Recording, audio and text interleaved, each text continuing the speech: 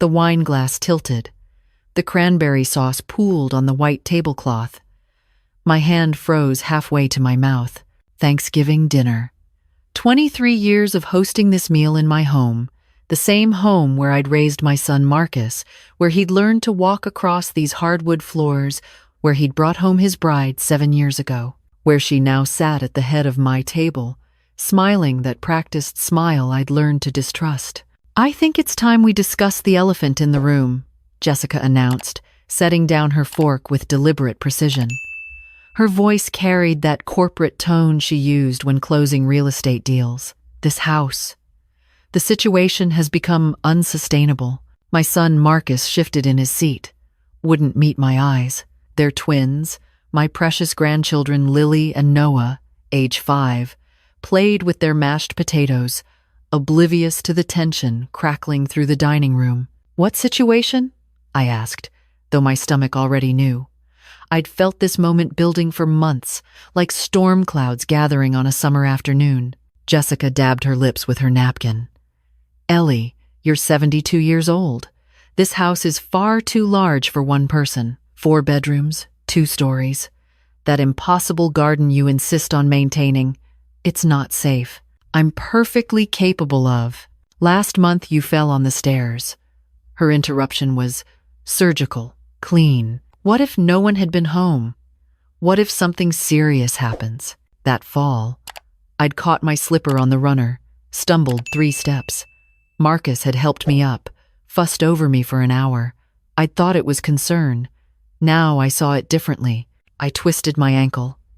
I didn't break anything, this time. Jessica leaned forward, and I noticed she'd positioned herself in my late husband Richard's chair. When had that happened? "Marcus and I have been discussing this for a while now. We think it's best if you moved into a senior living facility. There's a lovely one near the hospital, Sunshine Meadows.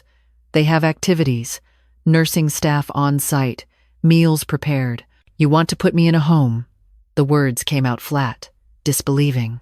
"We want you to be safe," Marcus said finally, his voice barely above a whisper. "My boy. My beautiful boy who'd once brought me dandelions from the yard, who'd cried in my arms when his father died. And this house?" I forced myself to ask, though I already knew. Jessica's smile broadened. "We'll handle everything. The market is excellent right now. With the twins needing more space, and Marcus's commute from our apartment being so difficult, it makes sense for us to move in here. Temporarily, of course, until we sell it. The proceeds will more than cover your care facility expenses." The room tilted, not from age, not from weakness, but from the sheer audacity of what I was hearing. "You want me to give you my house?" "We're offering you a solution," Jessica corrected. "Look, I've already done preliminary research. This property could sell for $750,000, possibly more. The equity would ensure you have quality care for the rest of your life. This is my home. It's a building, Ellie. Just walls and a roof." Jessica's tone shifted, took on that patient edge usually reserved for difficult clients. "You're being emotional. We're trying to be practical." I looked at my son. "Marcus?" He finally met my eyes, and what I saw there broke something in me. Guilt, yes, but also resignation. He'd already agreed to this. This conversation, this Thanksgiving ambush, was a formality. "Mom, we're worried about you. Living alone at your age, I'm 72, not 92. It's not sustainable."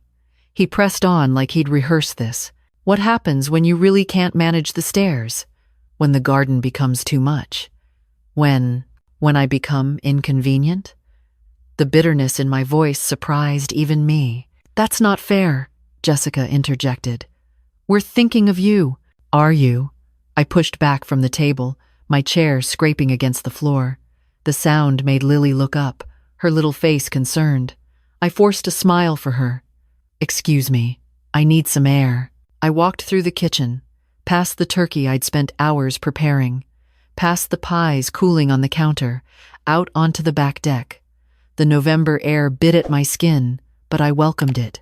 Real, solid, unlike the conversation I'd just escaped.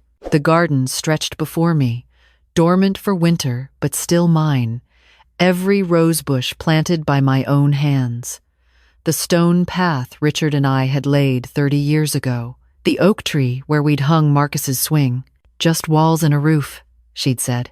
This was my life, my memories, my husband's legacy, and they wanted to package it up and sell it like a commodity.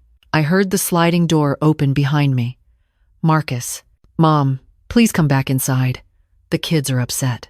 The kids are 5. They'll forget this dinner by tomorrow. I didn't turn around. Will you? Silence. Then Jessica has a point. This house is a lot for you to handle alone. I never said I was struggling.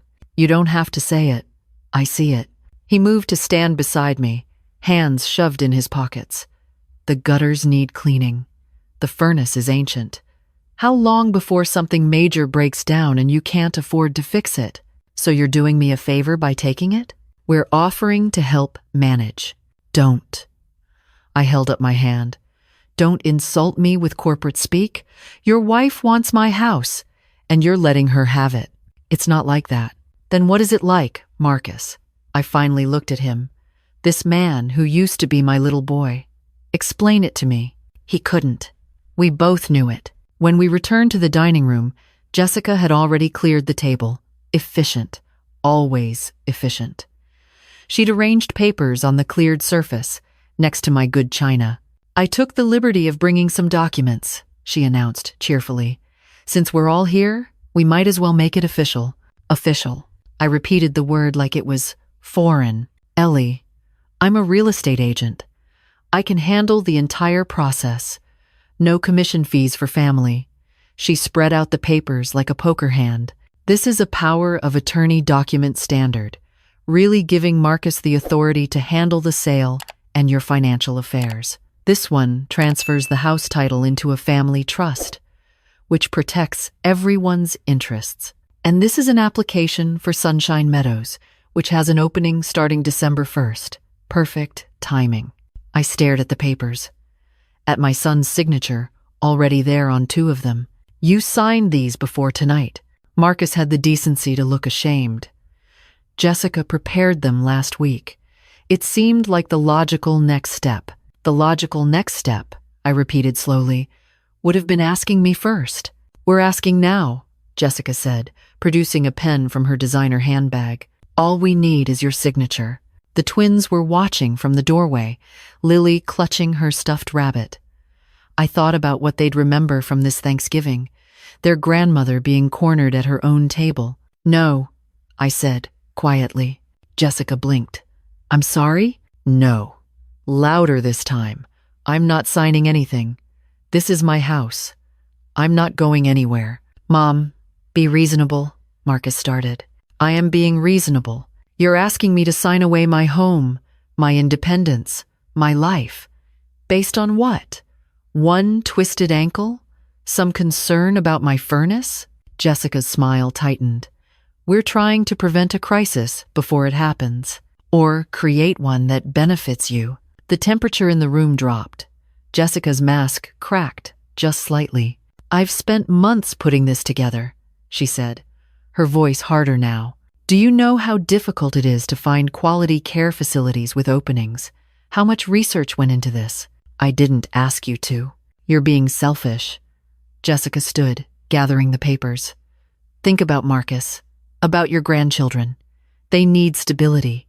They need a proper home, not a cramped apartment. You have this huge house that you don't even use half of. How is that fair? Fair? Something in me snapped. I worked for 30 years as a nurse. My husband worked himself to death to pay off this mortgage. We earned this house. And you want to lecture me about fair? Times change, Ellie. Your generation got to buy homes for nothing. Ours can barely afford rent. You're sitting on almost $1 million worth of equity that you're doing nothing with. That could change our lives. Give the twins opportunities. But you're too stubborn to see past your own nostalgia. There it was. The truth beneath the concern, the logic, the carefully prepared documents. Marcus looked between us, torn. Can we all just calm down? I'm perfectly calm, I said, and perfectly clear. This is my house. I'm not signing it over to you. I'm not moving to a facility, and I'm not continuing this conversation. I picked up the papers from the table. I think you should leave now. Mom Marcus reached for me, but Jessica was already moving, snatching the documents from my hands. Fine, she said, her corporate smile completely gone. Stay in your house. See how long you last. When you break a hip or have a stroke and there's no one here to help you, don't call us. Jessica! Marcus looked horrified. No, Marcus. I'm done being polite. Your mother is being irrational and selfish. She'd rather die alone in this museum than think about her family's future. She grabbed her purse, called for the twins. Lily started crying. Noah asked if Grandma was mad at them. Grandma loves you, I managed, kneeling down to hug them both. Grandma loves you so much. Jessica pulled them away, ushered them toward the door. Marcus lingered, looking at me with those same brown eyes that used to trust me with every secret, every fear. I'm sorry, Mom. I really am. Then they were gone, and I was alone with a table full of half-eaten Thanksgiving dinner and the echo of my daughter-in-law's words. See how long you last. I didn't cry, not yet. Instead, I cleared the table, wrapped up the leftovers, loaded the dishwasher. The familiar tasks steadied me. This was my kitchen, my home, mine. But as I turned off the lights and headed upstairs to bed, passing the framed photos of happier Thanksgivings, I felt fear creep in. Not of being alone, of what Jessica might do next. I knew her type. Real estate agent, top seller in her firm, accustomed to closing deals. In her world, no didn't mean no. It meant find another approach. I was right to be afraid. The calls started the next morning, Adult Protective Services, asking if I needed a wellness check. I told them no, hung up confused, and then realized Jessica had made an anonymous complaint. Then the neighbors, Martha from next door, casually mentioning she'd heard I was moving. Where had she heard that? Oh, just around. My doctor's office called about an appointment I'd supposedly missed. I hadn't missed any appointment. When I explained this, the receptionist hesitated, then said someone called claiming to be my daughter checking on my cognitive health. It was a campaign, subtle, insidious. Jessica was building a case that I was incompetent, unsafe, in need of intervention. I called Marcus. He didn't answer. I left voicemails. Nothing. A week passed. Then 2. The isolation was intentional, I realized. Cut me off from my only family, make me doubt myself, wear me down until I agreed to their terms. But I'd been a nurse for 3 decades. I knew about elder abuse, had seen the warning signs in my patients. Financial exploitation, isolation, coercion. This was textbook. I just never thought I'd see it in my own family. On December 10th, Marcus finally showed up. Alone, looking exhausted. Mom, we need to talk. I let him in, made coffee, waited. Jessica's upset. Really upset. He wrapped his hands around his mug like he was cold. She says you're being unreasonable, that you're jeopardizing the twins' future. How am I jeopardizing? Our lease is up in February. We've been looking for houses, but everything in our price range is either too small or in bad neighborhoods. Jessica found this perfect place, but we'd need the down payment from. He trailed off. From selling my house. He nodded miserably. She already made an offer on the other place, contingent on us having the funds by January. Now we're going to lose it. That's not my problem, Marcus. She's my wife, Mom. The mother of your grandchildren. Can't you try to see things from her perspective? Can you see things from mine? I leaned forward. I'm your mother. This is my home. And your wife is trying to manipulate me into signing it over to you. She's not. She's just stressed. The apartment is cramped. The kids are starting school soon. She's trying to provide for her family, at my expense. You're not going to live forever. The words hung in the air between us. I don't mean that harshly, but it's true. Eventually, This house will need to be dealt with. We're just asking to deal with it now, when it can help us, instead of later when it won't matter to you." The logic was cold, practical, and utterly heartless. "Get out." "Mom," I said, "get out, and don't come back until you remember that I'm your mother, not a real estate investment." He left, and I finally cried, standing in my empty house, wondering how it had come to this. That's when I decided to fight back. I scheduled an appointment with an elder law attorney, Margaret Chen, recommended by my neighbor Martha, who'd gone through something similar with her own children. Margaret was in her 50s, sharp-eyed, no nonsense. "Tell me everything," she said. And I did. The Thanksgiving ambush, the documents, Jessica's campaign, the isolation, the pressure. She took notes, asked pointed questions, then sat back. "Mrs. Roberts, what you're describing is financial exploitation and coercive control. Both are forms of elder abuse under state law." Hearing it stated so plainly was both validating and terrifying. "What can I do?" "Several things. First, we protect your assets. I'll draft documents placing your house and finances in a revocable trust with you as the sole trustee. That means no one can force you to sell or transfer ownership without your explicit, documented consent. Second, we document everything. Every phone call, every conversation, every pressure tactic. Build a record. And third, I asked. Third, we consider a restraining order if the harassment continues. And we make sure that if something does happen to you, your estate goes where you want it to go. With conditions. Over the next 2 weeks, Margaret worked magic. My house was protected, my assets secure, my will updated with very specific provisions. I felt safer than I had in months, but I also felt sad that it had come to this, that my relationship with my son had become a legal battle. Christmas approached. No invitation to their apartment. No photos of the twins visiting Santa. I was cut off completely. On Christmas Eve, I couldn't take it anymore. I drove to their apartment, brought presents for Lily and Noah, hoped for some reconciliation. Jessica answered the door. "What are you doing here?" "It's Christmas Eve." I wanted to see my grandchildren. "The children are sleeping. It's 6 p.m. They were tired."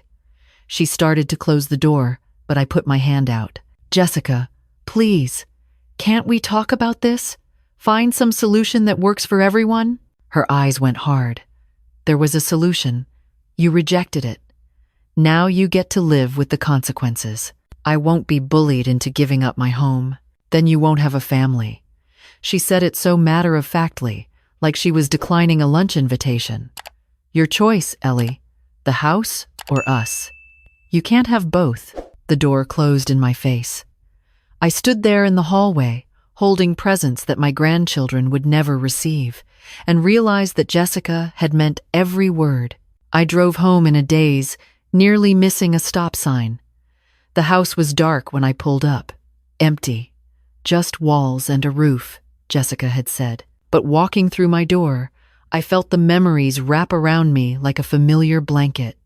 Richard's laughter from the kitchen, Marcus's first steps in the hallway, birthday parties and homework sessions and lazy Sunday mornings. This was more than equity. It was my life. I wouldn't give it up, no matter what it cost. What I didn't know was that Jessica had already escalated to her next move. On January 3rd, Adult Protective Services showed up at my door. Not a casual wellness check this time. A full investigation based on multiple reports of self-neglect and potential cognitive decline. The caseworker, a tired-looking woman named Sandra, was apologetic but thorough. She toured my house, asked detailed questions about my daily routine, my medical care, my finances. "Mrs. Roberts, I have to ask, are you taking any medications?" "Blood pressure medication, prescribed by Dr. Harrison, my physician for 20 years. "And you manage this yourself?" "No assistance?" "I was a nurse. I know how to take my own pills." Sandra made notes. "The reports we received suggested you were struggling with daily tasks, forgetting appointments, confusion about finances. That's not true. Can you walk me through a typical day? I did. Morning routine, breakfast, exercise, walk, garden work in season, lunch, reading or volunteering at the library, dinner, evening TV. A perfectly normal, independent life. Sandra seemed satisfied. But then she asked, "What about family support? Do you have anyone who checks in on you?" The pause before I answered told her everything. I have a son. We're going through a difficult time. I see. More notes. Mrs. Roberts, would you consent to a cognitive assessment? Just to have on record? I agreed, took the test, passed easily. Sandra seemed relieved. I don't see any cause for concern here, she concluded. Your home is well maintained, you're clearly capable of independent living, and you're cognitively sharp. I'll note that in my report. Who filed these complaints? She hesitated. They were anonymous. But she looked at me with something like pity. In my experience, these types of reports usually come from family members. After she left, I called Margaret Chen. They're building a case, she said grimly. Establishing a paper trail that you're incompetent, that intervention is needed. If they can get a doctor to sign off on it, your son could petition for guardianship. Can they do that? If they convince a judge you can't manage your own affairs, it's rare, but it happens. Usually in legitimate cases of dementia or severe mental illness, but I've seen it abused by family members who want control of assets. What do? You fight.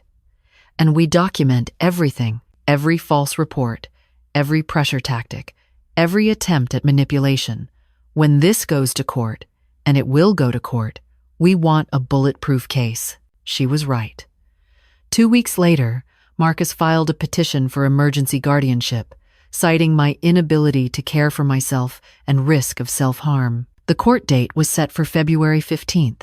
Margaret prepped me like a trial lawyer. We had my medical records showing perfect health for my age.